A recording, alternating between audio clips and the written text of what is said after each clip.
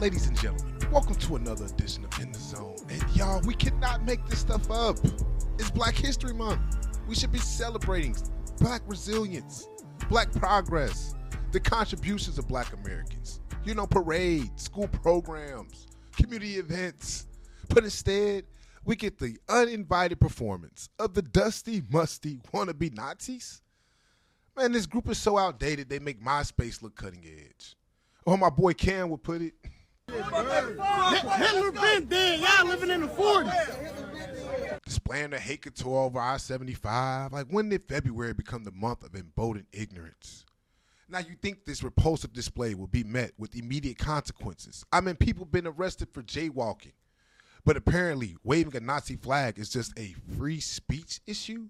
In our local law enforcement, they decided to play the role of impartial art critics, observing that while the exhibit was very offensive, it was not unlawful. Because, you know, the real important thing is protecting the rights of the guys flashing the hate symbols and not say the safety and the dignity of the community they're targeting. But the most interesting thing is that the dusty, musty, wannabe Nazis didn't just teleport here. Apparently, there's video evidence of them in Laughlin getting assistance from the police, helping them pack up the U-Haul. Like, nothing says neutral law enforcement like helping a group of masked extremists unpack their hate parade. Now, I know what you're thinking. Somebody was arrested, right? No, not one single person was taken into custody. No hate crimes was charged, no disturbing the peace citations, nothing. The police kept a watchful eye, making sure we weren't getting too rowdy. What a relief. Wouldn't want to inconvenience the poor Nazis exercising the First Amendment right. Thankfully, the real protectors of Lincoln Heights, its people showed up and made it clear that this nonsense wasn't welcome. Local residents confronted the group, making it crystal clear that hate has no home here. And when someone snatched the flag, that disgusting flag, and set it on fire, it was poetic justice. Because the law enforcement wasn't going to stand for the community, but the community was more than happy to stand up for itself. And speaking of taking a stand, even shout out to Mayor Preval, man, you know, Avtav. He even made a quote. Where was our mayor? I'll leave it at that because that's all it deserves. Not even not in my city, Zone 15 proud, nothing, you know. But and then there's the Hamilton County Sheriff's Office, the department that in any other situation has no problem from going 0 to 100 on the crowd control.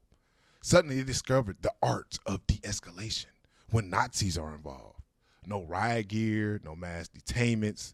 Just a casual afternoon of watching them wrap up their little hate rally and pack it up back in their U-Haul like they're moving out of a bad Airbnb. So what's next, y'all? I know everybody's mad. We should be mad. But we also have to turn the page from anger into action. If this situation taught us anything, we cannot rely on outside systems to protect us. We have to protect ourselves. This is an opportunity for us to get organized, to take full control of our community, from housing to law enforcement oversight to economic empowerment. We need to own more property so we aren't at the mercy of developers pushing us out. We need to hold law enforcement accountable. Not just something like this happens today, but every day.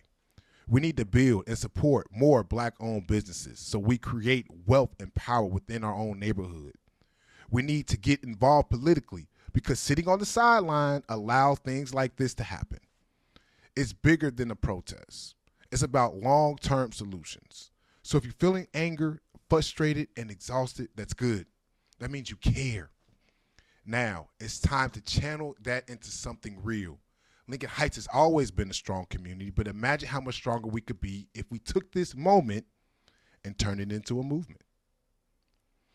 Final thoughts. So what does that leave us? Well, for one, it leaves me extremely proud of the residents of Lincoln Heights. Because when it mattered the most, we stood strong, defended the community. And it also leaves me extremely disappointed in our local government and in law enforcement, who somehow managed to protect the wrong people in this situation. But if there's one thing history, especially Black history, teaches us, it's that we don't back down. Hate has no home here.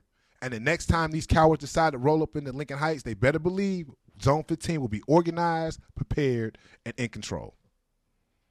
As we always say, there are no limits because we are the Heights. Until next time, stay vigilant, stay vocal, and most important, stay Zone 15 strong. Power of the Holy Spirit. Where was the arrest? They just let these people drive off and disrespect us and our heritage. And y'all gonna let these terrorists and racists come over here and do that?